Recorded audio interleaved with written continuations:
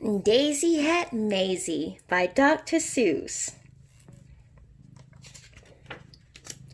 Daisy-Head Mayzie by Dr. Seuss. It's hard to believe such a thing could be true, and I hope such a thing never happens to you. But it happened, they say, to poor Maisie McGrew. It happened like this. She was sitting one day at her desk in her school in her usual way when she felt a small twitch on the top of her head. So Maisie looked up and she almost dropped dead. Something peculiar was going on there. A daisy was sprouting right out of her hair. Boing! Behind her was sitting young Herman Boochstoodle. This looks like a daisy up here on her noodles. It doesn't make sense. Why, it couldn't be so. A noodle's no place for a daisy to grow. Then up spoke another boy, Einstein Fantast, the brightest young boy in the whole of the class. It's a very odd place to be sprouting a daisy, but nevertheless, one is growing on Maisie. Hey, look it! Cried Booch. Right here in this room, Daisy-Head Mayzie. She's bursting in bloom. Miss Nature, the teacher, came rushing up quick. Such nonsense! Some child is playing a trick. Which one of you boys stuck that thing in her hair? You know that a daisy could never grow there. But, teacher, said Booch, I saw the thing rise right out of her head with my very own eyes. Just give it a yank if you think I tell lies. Miss Nature had heard quite enough of this talk. Maisie, hold still. Let me get at that stalk. Ouch! Hollered Maisie. Quick yanking, Booch said. You're giving her pains. I'll bet that those roots go right down in her brains. The kids in the room started shouting like crazy. Daisy-Head, Daisy-Head, Daisy-Head Mayzie, Daisy-Head, Daisy-Head, Daisy-Head Mayzie. Children, be quiet. Miss Nature was puzzled. Good grief and a last, to think this has happened right here in my class.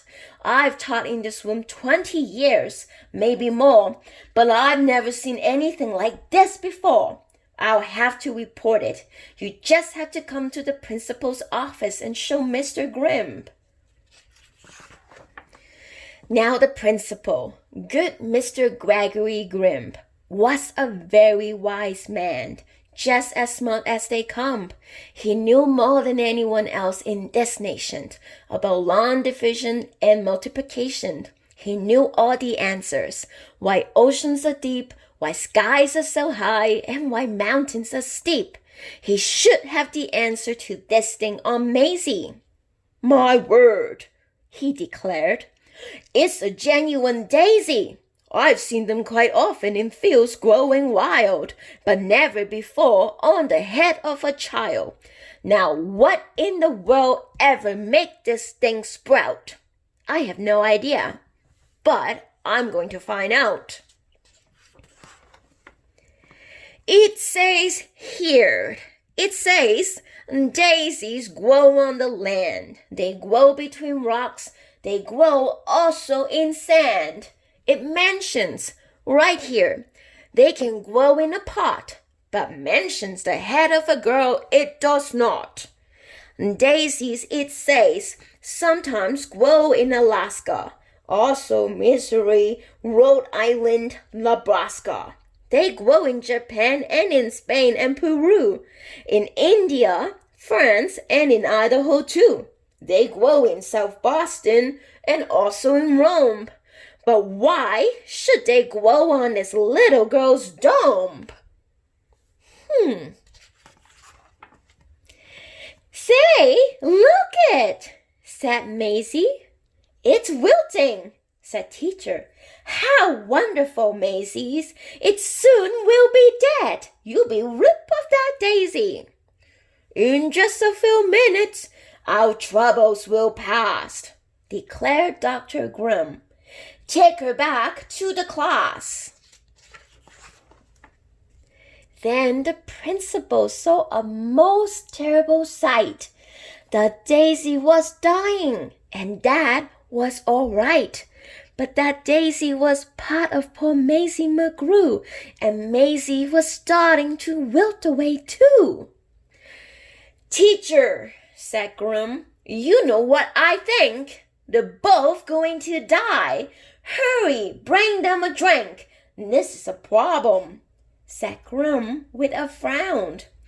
You take Maisie away and you make her lie down. You lock her up tight in that room down the hall. There are quite a few numbers that I've got to call. Get Maisie's mother on the end of the line. I need her here quickly while there is still time. Maisie's mom asked, What's all the fuss? Goodness to Bessie, I'll be on the next bus. A call to the shoe store reached Mr. McGrew. He answered while holding a customer's shoe. She is growing. What? I'm coming right there. And he ran out of the shoe store with no time to spare. A doctor should see her, the principal said, and an expert on plants like the one on her head. So he called Dr. Eisenbach, who said, Goodness gracious, a child with a head that is partly herbaceous? I simply must see this. I'll come over to you. And his patient, though shirtless, come to see it too. Then Grim called Finch the florist, who grabbed for his shears. I'll be there as fast as my truck can shift gears. Meanwhile, poor Maisie lay down on a couch. The daisy slumped down on its stem in a slouch, but the window was opened because it was warm, and a sweet-smelling daisy attracted a swarm of bees, bees, bees, bees. Maisie jumped out of the window. What else could she do? But the faster she went, the faster they flew. In the park, she ran into Officer Thatcher. The bees on her heels were just starting to catch her. He said, Wait a minute, kid, I'll be right back, and left Maisie alone to fend off the attack. But Thatcher returned with a fishbowl and a bucket, into which went the fish from the bowl. Then he stuck it on top of her head. She felt like a fool. Kid, I'm taking you back to your school. Principal Grim didn't know what to do. It's worse, cried Miss Nature. Much worse than we feared. The Daisy and Maisie have both disappeared. Behind her came charging Mr. McGrew, chased by a customer chasing his shoe. Finch the florist, Dr. Eisenbach too, Dr. Eisenbach's patient and Mrs. McGrew. Then the door opened, and in came poor Maisie, wearing the fishbowl protecting her daisy. Then Officer Thatcher, who looked all around, said, Anyone here know this kid that I found? Mama! cried Maisie as she ran to her mother. But Mrs. McGrew stepped back with a shudder. I think I feel fate, she just managed to utter. Stand back, yelled the doctor as he looked about. Allow me some room to examine her sprout.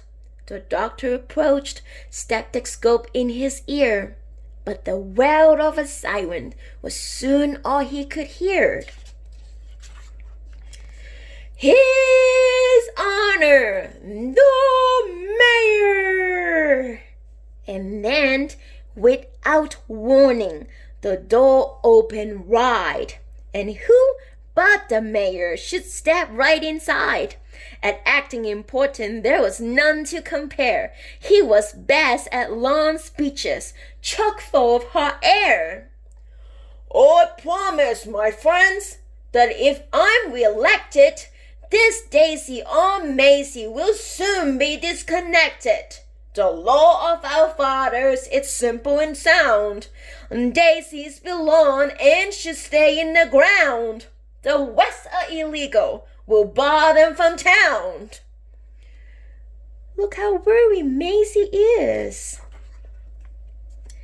Then, just as the mayor finished his talk, Finch the florist began to quietly walk, and standing directly right behind Maisie, said, I know the way to get rid of a daisy. So there's a flower between her two ears. I'll snip it clean off with my sharp pruning shears. But Maisie, she saw him and let out a screech. She pushed him aside and raced out of his reach. Maisie ran from her school, headed straight out of town. She came to a meadow and fell to the ground. With her head in her hands, she lied all alone. Her heart, it was broken. She could never go home. Nobody loves me. Nobody loves me. Nobody loves me, she cried. Nobody loved her? Poor Maisie McGrew. It's hard to believe such a thing could be true. And maybe that's why, then, this Daisy above, when Maisie below begun talking of love. Well, you know about daisies. When love is in doubt, the job of a daisy is try and find out. They love her. They love her not. They love her. They love her not. Don't worry, Maisie, said her daisy as its last petal fell. They love you. Then the stalk disappeared. Well, that's just how it all happened. The thing went away, and Maisie McGrew is quite happy today. Back at her studies and doing just great in all of her subjects in room number 8. And concerning that daisy, you know that it never grew out of the top of her head again ever. Wow, it particularly never popped up there again, excepting occasionally. Just now and then. Ting!